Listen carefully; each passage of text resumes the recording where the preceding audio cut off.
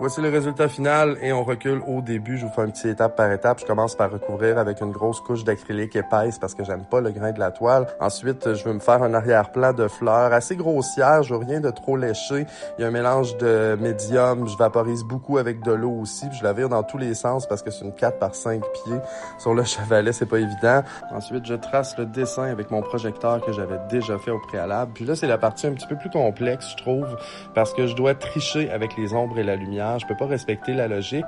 Vu qu'il y a déjà des contrastes dans les fleurs, si je respecte vraiment la lumière comme elle devrait être, il y a des parties qu'on verra pas, qui ressortiront pas assez.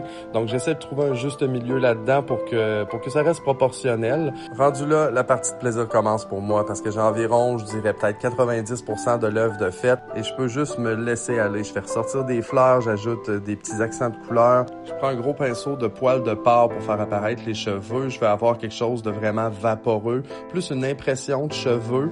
Et enfin, l'ultime étape, ajouter quelques éclats de lumière pour rehausser les contours. Ça paraît pas beaucoup cette étape-là, mais c'est primordial pour moi. Je suis particulièrement fier de cette création-là et ça me fait un petit pincement au cœur de vous dire qu'elle est disponible.